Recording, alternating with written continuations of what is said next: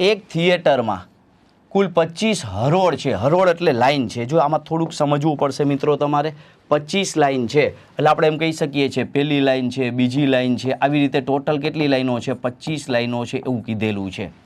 પહેલી હરોળમાં 20 સીટો છે એટલે પહેલામાં કેટલા હોય તો કે પહેલામાં 20 સીટો। હવે આમ આડી બનાવો તો એ થાય પહેલામાં કેટલી સીટ હશે તો કે 20 સીટ હશે એવું આપણને કીધું તો કે પહેલી લાઈનમાં 20 સીટ હશે અને પછી દરેક હરોળમાં 2-2 સીટો વધતી જાય। પહેલામાં 20 હોય, પછી 22, પછી 24, પછી 26, પછી 28 આવી રીતે આગળ વધતી જશે। તો આખા થિયેટરમાં કુલ કેટલી સીટો હશે? જો આવું નક્કી કરવું હોય તો આની ગણતરી માટે શોર્ટ ટ્રીકનો ઉપયોગ ખૂબ જરૂરી છે। પહેલી વસ્તુ જુઓ કે તમારી પાસે હરોળ કેટલી છે તો કે 25 છે। દરેક હરોળમાં કેટલા છે તો કે 20 સીટ છે। તો પહેલાં તો આમનામ લઈ લ્યો, વધારો કર્યા પહેલાંનું તો વધારા પહેલાંનું ટોટલ કેટલું થશે? વધારા પહેલાંનું એવું આવે 25 હરોળ અને 20 સીટ તો 25 ગુણ્યા 20 એટલે 500 સીટ તો એમનેમ થઈ ગઈ કે નહીં?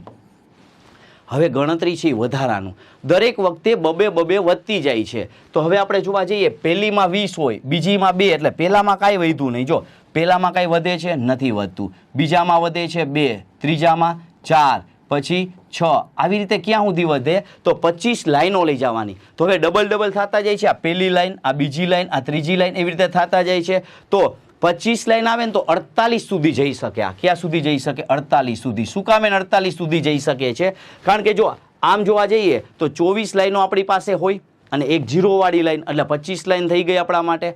હવે આપણા માટે 25 લાઈન આ રીતે હોય તો આ બધામાંથી કોમન કેટલા નીકળે? 2 કોમન નીકળે। તો આની આપણે ગણતરી કરીએ, આ બધામાંથી 2 કોમન નીકળે। હવે આ જીરોવાળું ભૂલી જાઓ, અહીંથી ચાલુ કરો તો આ 24 હરોળ કહેવાય, 24 લાઈન કહેવાય। આ બધામાંથી 2 કોમન કાઢવામાં આવે તો વધે કેટલી લાઈન આપણા માટે? તો કે વધે લાઈન એમાં શું થશે? તો કે 1 વધે, પછી કેટલા વધે? તો કે 2 વધે, અહીંયા 3 વધે, આવું છેટ સુધી જાઓ તો 24 વધે। હવે આ બધાનો તમારે શું કરવાનો થાય મિત્રો? સરવાળો કરવાનો થશે। તો હવે આપણે આ જે વધારાનો હતો ને એનો સરવાળો કરીએ છીએ આપણે। તો વધારાનો સરવાળો કરવા માટે 2 કોમન કાઢ્યા છે આપણે। હવે આપણે આના માટે શું કરવો પડે? ક્રમિક સંખ્યાનો ગુણાકાર। કઈ રીતે થશે? 24નો ગુણાકાર એના પછીની સંખ્યા સાથે કરો અને 2 વડે ભાગાકાર કરવામાં આવે એટલે આપણો આન્સર મળી જશે। તો હવે આપણા માટે શું થાય? 12 ગુણ્યા 2 એટલે 24 અને 25 12 300 થઈ જાય, 300 ગુણ્યા 2 એટલે 600 સીટો નવી થાય। તો આ નવી વધારાની થઈ। જૂની કેટલી હતી આપણી પાસે? 500 હતી। આ બેનો સરવાળો કરવામાં આવે તો આપણા માટે ઓપ્શન બી થઈ જાય, 1100 સીટો થઈ જાય।